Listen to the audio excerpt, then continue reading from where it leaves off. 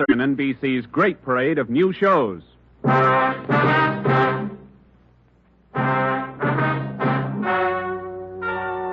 Ladies and gentlemen, the story you are about to hear is true.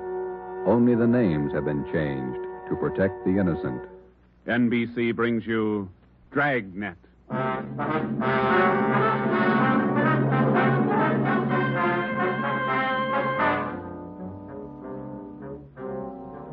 You're a detective sergeant.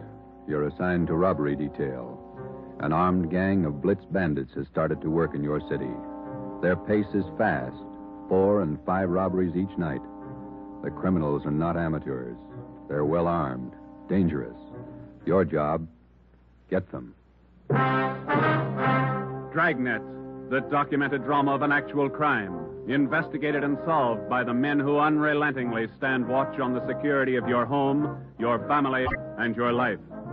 For the next 30 minutes, in cooperation with the Los Angeles Police Department, you will travel step by step on the side of the law through an actual case from official police files. From beginning to end, from crime to punishment, Dragnet is the story of your police force in action.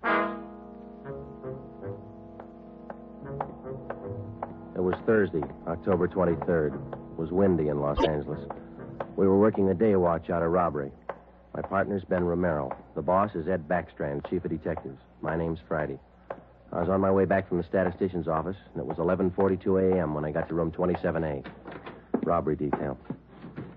How'd it work out, Joe? Any good prospects? Well, I don't know how good they are, but I got a handful. How many did you get? Well, let me see. 15, 18, 22. Ethel down in the stats office ran them on the IBM for me. There they are. Let's see. It's a gang of 3 men working on foot. Blitz robberies. They only take cash. M.O. is tie-ups. Work from 8 to 10 at night. One of the gang's tall, the other 2 short. And these are the men the machine sorted out. Under that heading, yeah.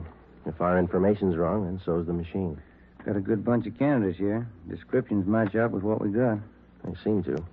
Check the names on that list, Ben. Some of the smartest thieves in the country. Yeah. Tommy Willis, Ray Grappa, Kemp Satelli, Manny Roberts, George Cross, Mario Koski.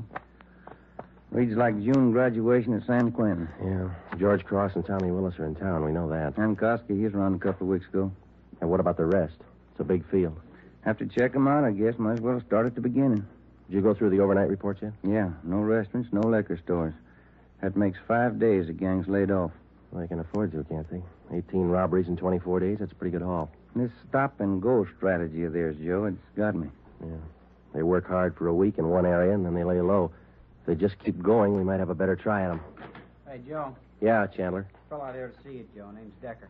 Decker. Henry Decker? Didn't say. Want to see him? Yeah, send him in. Right. All right, Mr. Decker, this way. How are you, Joe? You're looking good. Oh, Hank Decker. How are you? I'm fine. Oh, what are you waiting for? Applause? Come on in and shut the door. Hank, this is my partner, Ben Romero. Ben, Hank Decker. All right, Hank. How are you, Ben? Hank and I are in service together. Yeah, I just dropped in for a visit, Joe. Are you busy? No more than usual. Sit down. Thanks.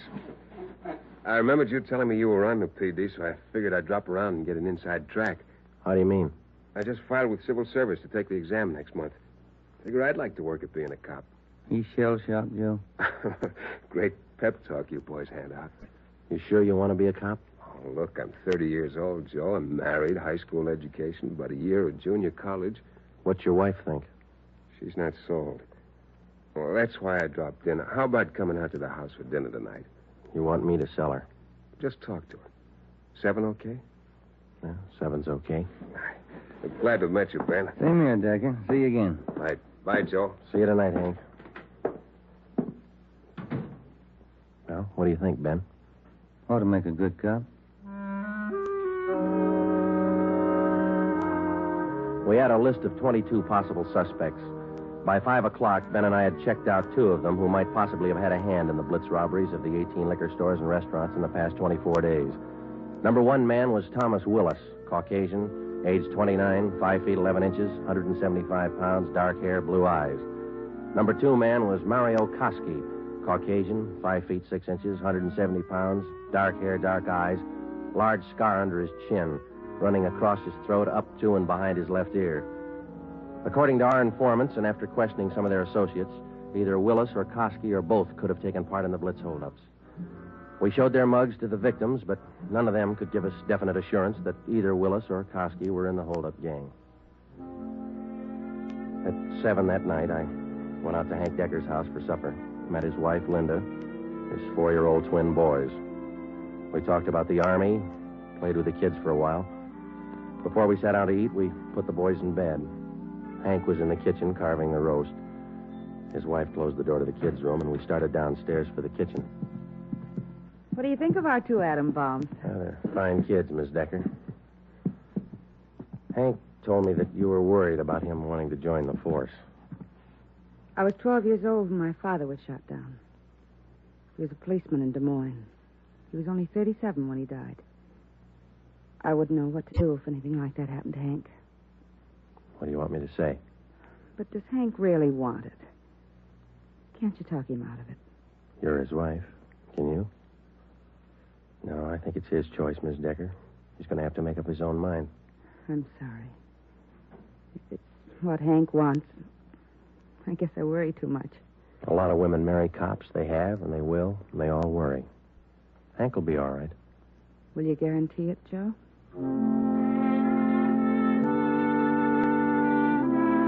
During the next month, I heard from Hank Decker only once. He was studying hard. During the same month, Ben and I were working hard, trying to find some kind of a concrete lead to break the Blitz gang. There had been no subsequent holdups which seemed to tie in directly with the gang or its operations.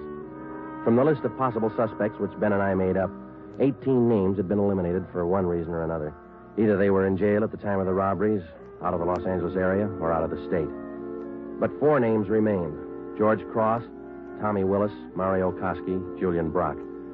During the latter part of the month, George Cross was booked on a minor charge, and we questioned him at that time. He showed no knowledge of the holdups. Nearly 2 months after the robberies were committed, Ben and I were still without a solution as to the whereabouts of the gang. Never known a Blitz gang like this way before, Joe. Once they get wound up, they usually go until they're caught. Yeah. Did you get out those telegram checks to the east yet? Last night before I went home. Sent out all 3. Willis, Koski, and Brock. I'd like to find just one of them. Chicago might have something. That's Koski's old hangout. Willis, too. What about Brock? He's from Kansas City, isn't he? Yeah. I got a wire, too. Might have an answer from one of them tomorrow. That's a slow job. We'll have to wait it out. Guess so. No follow-ups from the victims we talked to. I'll get it. Robbery Friday. Oh, hiya, Joe. Hank Decker. Congratulate me. What for? Just passed my written exam. Got the letter this morning. How about that? That's fine. When do you take your physical? Oh, not till the end of the month. Next week, I take the oral and agility tests, then the physical. If I get by them, I'm in. Well, you're going to have a full month at the police academy after the test. There's a lot of work, Hank. Oh, it can't be any worse than these tests. It's a tough 30 days out there on the Hill. Law, court procedure, evidence, combat firing, target practice. You'll have to wade through all of them. You ever going to have anything encouraging to say? Yeah, when you graduate. I won't count on it. How's your job going? Slow. How's your wife feel now? About taking the job? Uh-huh. A little better. She said to say hello. Okay. Keep us posted, huh? I'll do that, Joe. Right. Bye. Hank passed his written test. Sure anxious. Brandy, Romero, got a minute? Yeah, Skipper. Come on, Joe. You got something, Ed? Yeah, those Blitz robberies you're handling. Not having much luck. We were. Gang's disappeared. Not a trace of them so far. They leave town? Oh, we're not sure, Ed. We don't even have a good description. We're guessing most of the way. What are your guesses? You've had a couple of months to make them. 12 of the holdup victims we talked to told us definitely that there were 3 men in the gang, 2 of them short, 1 of them tall. We've just been working from there. All 3 of them have dark complexions. Started with 22 possibilities and got it weeded down to 4. No, wait a minute, 3. Yeah. Tommy Willis, Mario Koski, Julian Brock. Willis and Koski are Eastern Hoods. Brock's from the Middle West. And where are they now? Haven't showed their faces around town. Checking some of the cities in the east. That's about all we got, Skipper. Not much for 2 months' work. Thieves can't be that smart. Right now they are. We've sounded out every lead we had, Ed. We're doing our best. Either of you ever hear of a man by the name of Al Mishikov? No, I don't think so. Chicago gunman in the old days, wasn't he, Ed? That's right. I thought he was doing time in Joliet. Paroled last year.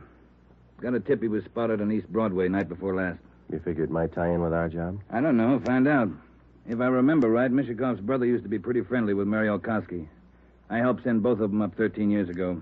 Same rap, robbery. Was that all you heard, Ed? Somebody spotted Mishikov? That's all. If you can track him down, you might get some kind of a lead. That's more than you got now.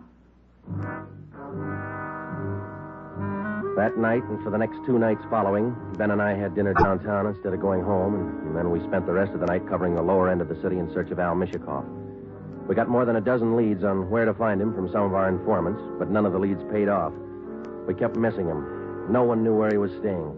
No one knew, or no one would tell us. Worst thing about this job, Joe, leg work. We must be averaging 10 miles a night. My feet say 20. Almost midnight. Here's McCarthy's place. Let's try it. Right? Let's go down to the end of the bar, Ben. Yeah. Hiya, Ben. Good to see you come in.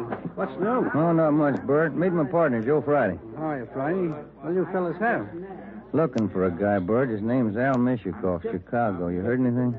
He was in here earlier tonight. A couple of guys with him. Are you sure? What do you look like? 6 feet, about 45, I guess. Big build. Sounds like him, all right, Joe. Is he staying in the neighborhood, Bert? Down here, I don't think so. Most of those big-timers stay uptown someplace. You looking for Mishikoff? I'd like to talk to him. How long ago was he in? Oh, about 8 o'clock. A couple of guys with him. They were talking about driving out to the airport. Something about Las Vegas. Uh-huh.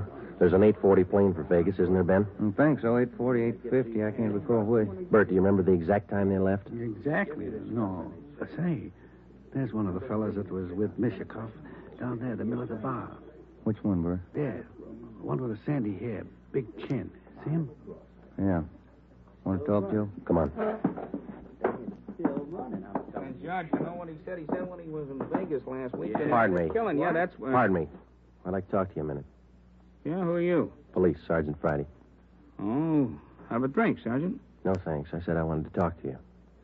Square John, huh? Wait a minute, George. Square John wants to talk to me. Come on outside. We can talk better out there. I ain't done nothing. What's the pitch? I got a right to know. Let's go. Outside. Maybe I don't want to go outside. I think you better. Come on. All right. Quit shoving, you dumb cop, shoving people around. What are you trying to do anyhow? We're sausage. All right, down this way. Car's parked up the next alley, Joe. Hey, look, what's this all about, huh? I got a right to know. You were seen with Al Mishikoff tonight. Where is he? Who? Al Mishikoff. You want us to spell it? I don't think you can spell your own name. Nobody's asking you to play smart. Where's Mishikoff? Out of town. What do you care? Here's the car. All right, inside, you. Now, look, you got me wrong. I ain't done nothing. Where's Mishikoff? You and some other guy drove to the airport with him tonight. Let's have it. I'm clear, I tell you. I just drove out with him, that's all. Where'd Mishikoff go? Vegas. Took the plane for Vegas. When? About 8:30, 8:45. What's up, anyway? Who's the guy traveling with Mishikoff? Nobody. Who's the guy traveling with Mishikoff? Koski. I just met him tonight. Mario Koski, is that the guy? Yeah, I'm level, and I ain't done nothing. Ben, get to a phone, call the office, contact Las Vegas police. Ask them to pick up Koski and Mishikoff. When we got back to the office, we questioned the man we had picked up for almost 2 hours. His name was John Delmar, an ex-convict. He'd been paroled from Folsom Prison 2 months before after serving 3.5 years for burglary. He said Mishikoff was looking for a man to work with him and Koski. He didn't specify the work. Delmar said he refused the offer, but they parted on friendly terms. He said Koski and Mishikoff told him that they were going to Las Vegas for a few days, then return to Los Angeles. But when Ben and I checked back with the Las Vegas police the next morning, they reported that nobody answering the description of either Koski or Mishikoff was seen arriving or leaving the airport. We checked with the airlines and sent inquiries to law enforcement agencies throughout the entire area. No sign. 3 weeks went by. Still no sign. Nothing in the overnights, Joe. No, not a thing. Oh, yeah, same here. Reno, Sacramento, San Francisco. Nobody's seen him. Ain't got to come out sometime. We can wait. Yeah, we can wait. Gets on your nerves. Let's check with Backstrand. Maybe he's got a job for us in the meantime. You're getting as eager as your friend Hank Decker, Joe. Incidentally, how'd things turn out for him? He passed all his exams, putting in his month's training at the academy now. He should do all right. Oh, yeah. Hi, Mike. Skipper busy? Not in his office. Won't be in till afternoon. What's the matter? He's got a lecture at the police academy this morning. Thanks, Mike. Come on, Ben. Ben and I drove out to the police academy near Elysian Park. We went out to check with Ed Backstrand on the Blitz robberies, not to listen to his lecture. When we walked into the classroom, he was just finishing up, so we sat in the back of the room and listened. It was a pretty good speech. Because of the alertness of the arresting officer, his talent for memorizing detail, and his knowledge of how a criminal acts under a given set of circumstances, the arrest was made. Well, that's about it, gentlemen. Thank you for your attention. Now, when I ran this speech over at home, my wife said it wasn't a very good talk, but at least it came out on time. Now it seems I'm 2 minutes short, so I guess I failed on both counts. If I may, I'd like to use the few minutes that are left to tell you what I think of being a cop after 24 years. For one reason or other, you men have chosen the career of a police officer. Well, let me tell you right now, without any qualifications, it's a thankless job. Maybe you can't see it now. Maybe you think I'm exaggerating. But when you graduate next week and get that uniform on, your whole lives are going to change. You're going to lose friends, a lot of them. They'll want parking tickets fixed, some other favors. You'll have to turn them down, so you'll be a heel, a fathead. When you're on the beach, you're going to meet the cream of society and the scum, the lowest. Sometimes you won't be able to tell the difference. Some of you will have to work with thugs, stupid gangsters, dope addicts, cheap women. All the human garbage you can find in a big city. You'll come home at night and take a shower to wash off the dirt, but you still won't feel clean.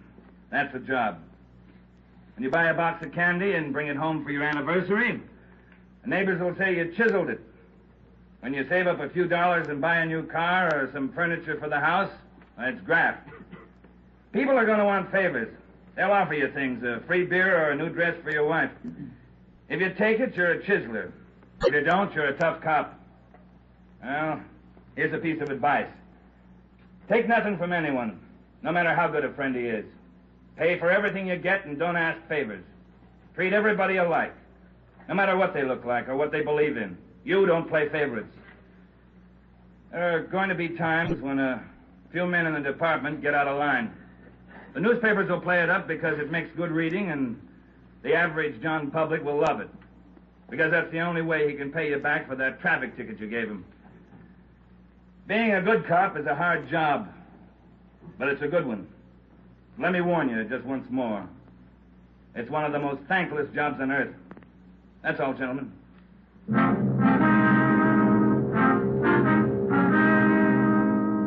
The following week, Hank Decker graduated from the police academy and hit the transfer list for a regular assignment. He drew a job of teaching combat firing and boxing at the academy. He didn't like it, so he put in a request for a transfer and waited. For the next 6 weeks, Ben and I waited, too, for some sign of the Blitz bandits. There wasn't any. The only possible suspects, Mario Koski and Al Mishikoff, had disappeared completely. We kept a close check on every possible avenue of information. Still, no sign. Ben and I were transferred to the night watch on robbery for a few weeks, and that gave Hank Decker a chance to drop in and visit with us a couple of hours when he went off duty at the academy. He was still as eager as ever. Hi, Ben. Joe, anything new? Hi, Hank. Nothing here. What about the academy? Oh, big news. What's up? Getting a transfer starting next Monday. Gonna start on a beat. Thought you were all tied up with that boys' club you started out there. Oh, I was, but Hanson's gonna take over when I leave. The kids sure love it. Free swimming in the pool, boxing lessons. We teach them everything. Where's your beat going to be, huh? Central, right in the downtown district. Might learn something, huh? You'll learn a lot if you want to forget most of it. Look, it's 7:15. Don't you ever go home for dinner, Hank? Oh, getting the wife used to it. This new shift's gonna be night work, you know. Wait till you're on it for a year, and then you tell us how you like it. A year? I want to be in the detective bureau after a year.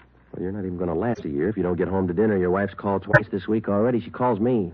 Okay, when did she call tonight? She hasn't yet. Oh, I guess I better head her off. Let me know if anything breaks, huh, Joe? I'd like to tag along. Okay, Hank. Well, on your way. Okay, good night. So long. Good night. Yeah. How eager can you get? Were we like that when we started? Not me. I never had that much energy at one time my whole life. Hot shot, Joe. I'll get it. At 767 East Broadway, a liquor store, 211 and slugging. At 767 East Broadway, a liquor store, 211 and... 767 East Broadway, 211 liquor store. Let's go.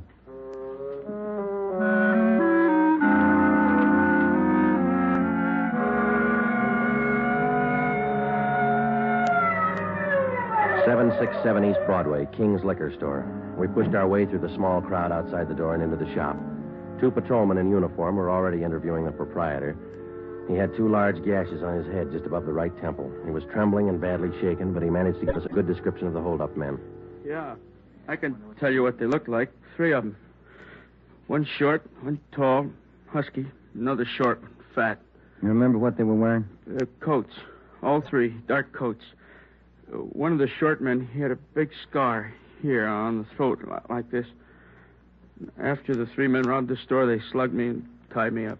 Turner, this man's hurt. You call an ambulance? On the way, Sergeant. That's fine. We have just one more question, Mr. King. Here's a handful of pictures. We'd like you to tell us if any one of these men were in the gang that held you up tonight. Let me look. There you are. Take your time. No. No, not him. No. Oh, this one. Here. He took the money from the register. Would you look through the rest, please? Are there any more? Let me see again. No. Oh, here. Another one. The fat one with the scar. This is him. I think he's the one that slugged me. Thanks, Mr. King. Here's our card. We'll be contacting you later. Turner, will you and your partner take the crime report? We've got some checking to do. Right, Sergeant. Thanks. Come on, Ben. Yeah. Koski and Mishikoff. You picked out both of them, Joe. Yeah, he certainly did, didn't he? Attention all units. Attention all units. Wait a minute. The southeast corner of Broadway and East 3rd, a liquor store and restaurant, 211, code 3. All units. The southeast corner of Broadway. Come on, Ben, let's roll. And East 3rd.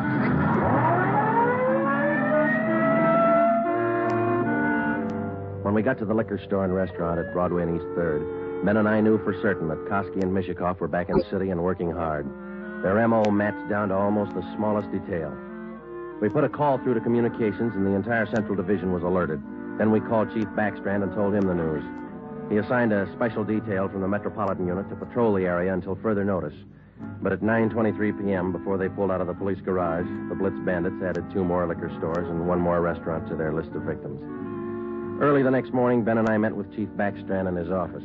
You got a make on that 3rd man yet? We ran his description through R&I early this morning, Ed. Closest candidate's a guy by the name of Julian Brock. Done time here in New York. Any tie-up with Koski or Mishikoff? Mama sheet says he knows Koski pretty well. And that's good enough. Now, how do you think you're going to get these thieves? We've got the alert out, Chief. Special detail from Metropolitan Division's been briefed. Communications all set. All right. Here's a tip for you. Tell the men if there's a hold-up call that only the car in the area of the hold-up will handle it. These thieves are no amateurs. They may try some decoy trick. Tell the men to stay in the area they're assigned to until they receive a call. Jake? We'll take care of it, Ed. You going to be on hand tonight? And when do you figure on starting? We'll have the full detail out by 6:30. Play it safe and start at 4. Why chance missing him?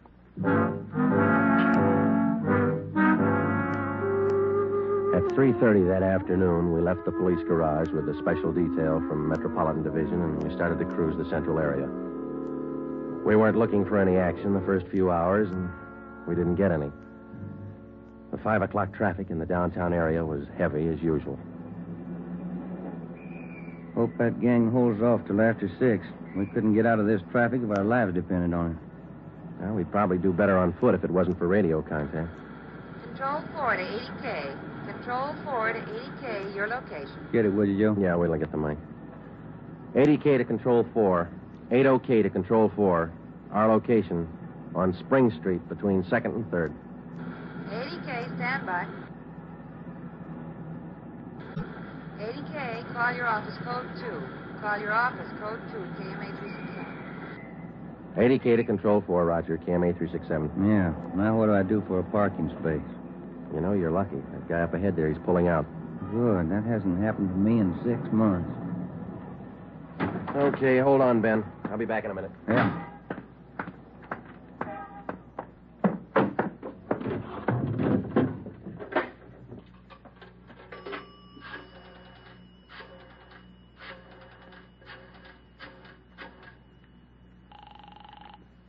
City Hall.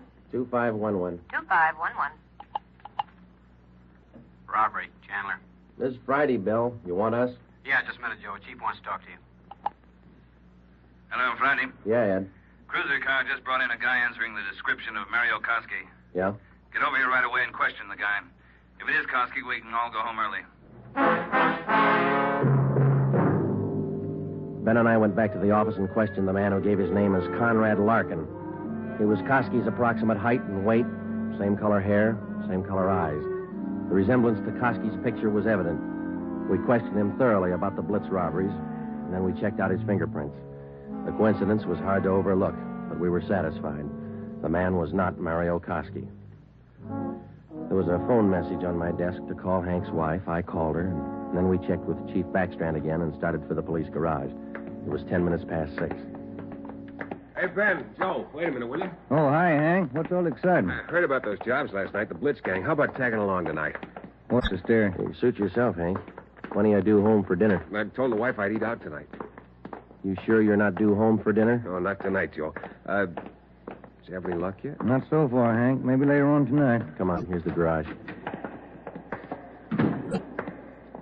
How close did you come to the gang last night? Not close enough. 2 steps ahead of us all the way. They sure must work fast. 5 jobs in a row. All right, Hank, let's don't rub it in, huh? Hey, Ben, watch it, will you? Yeah. Woman driver. How about it, Joe? You think I could make the outfit? You can talk to Ed Backstrand. He might get you a transfer after a while. Yeah, I might try it. Joe, look across the street. There's a guy coming out of the bar. Where? In front of the bar. He's standing there. Guy in the dark coat, you see? Yeah. 2 other guys behind him. Who is it? I can't be sure. Ben, you better pull up. Koski. Looks just like his picture. All right. Come on. All right, hold it, mister. We want to talk to you. Run for it, Al. Copper! Watch it, Joe! Hank, get down. Get down. 2 of them down, Ben. Other one up alley. Let's go. Did they get Hank? Yeah. All right, hold it right here. All right, Koski. Throw out your gun and come out with your hands up. All right, let's return the fire. Come on.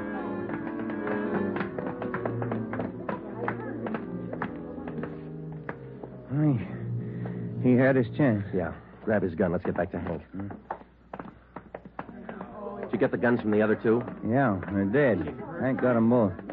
All right, one side, please. Officer, did you call an ambulance? Yeah, they're on their way. Come on, Ben. One side, please. Will you let us through? Hank, how you doing? Not so good, Joe. Ben, will you get the crowd black? Give him some air. Would you just move back? Joe, All right, easy, Hank. They'll be here in a minute. Hank? Hank? How's it going, Joe? Gone? Yeah. Come on.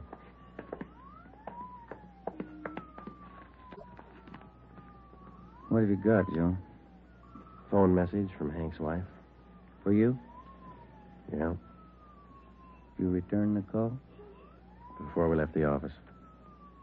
What was it? She wanted me to remind Hank. He was due home for dinner at 7 o'clock.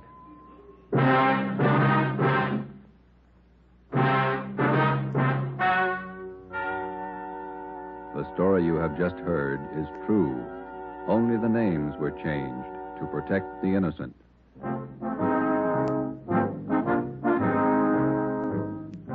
You have just heard the 12th in a new series of authentic cases from official files. Technical advice for Dragnet is furnished by the Los Angeles Police Department. Tonight's program is dedicated to Patrolman James Frank Goggin of the Cleveland Police Department, who, on the morning of January 13th, 1939, gave his life so that yours might be more secure. Dragnet came to you from Los Angeles. If you enjoyed tonight's production of Dragnet, you'll want to listen to Richard Diamond, private detective, as played by the screen's romantic tough guy, Dick Powell, heard Saturday on most of these NBC stations. This is NBC, the national broadcasting company.